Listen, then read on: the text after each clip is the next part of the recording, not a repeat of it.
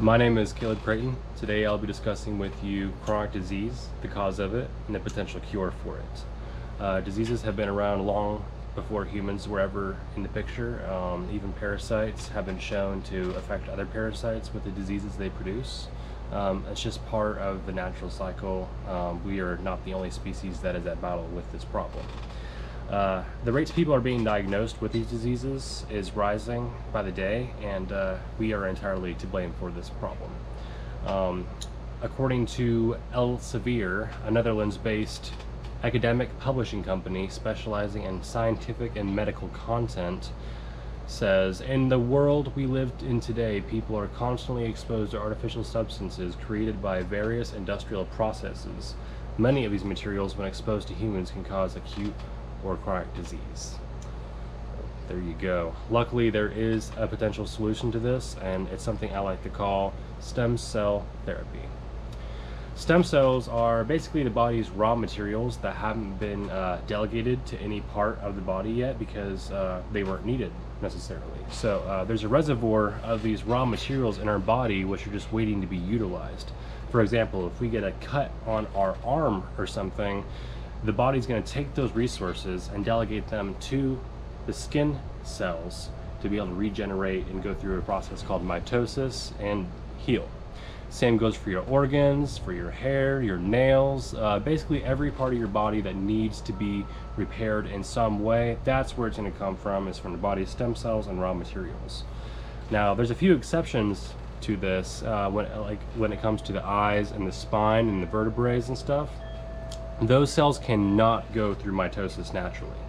That's where stem cell research and therapy really kind of comes into play, because you can heal things that weren't healable before based on manipulating these stem cells to go to those areas and to repair that area. It also works for many chronic diseases like scoliosis and Alzheimer's and cancers. Cancer especially, because cancer is actually a disease in the cell, so it really helps a lot with cancer as well. According to Nancy Reagan, the former First Lady, she says, and I quote, "Stem cell research has shown to be most promising when it comes to preventative measures. Stem cell research can revolutionize medicine more than anything since antibiotics," and those are her words. Honestly, I feel like the ex-president's wife would not be saying that unless it was something that had some sort of validation, based on just the scrutiny they face on a daily basis.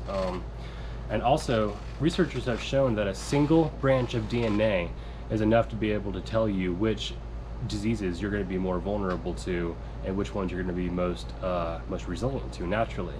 So with this information, we can go ahead and prepare long before it ever becomes an issue and help prevent these diseases that afflict people on a daily basis.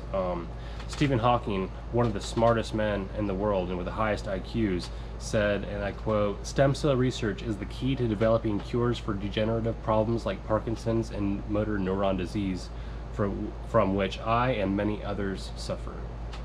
And I personally believe if there's any glimmer of hope we can give to people that are suffering from these things on a daily basis, then we should do everything in our power to make it a reality so that we can basically end their suffering and make it so they can live lives like normal lives, you know what I'm saying, and not suffer from those things.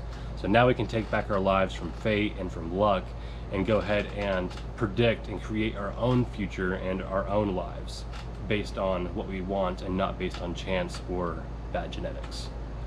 Thank you very much. Again, my name is Craeton, and yeah, thank you.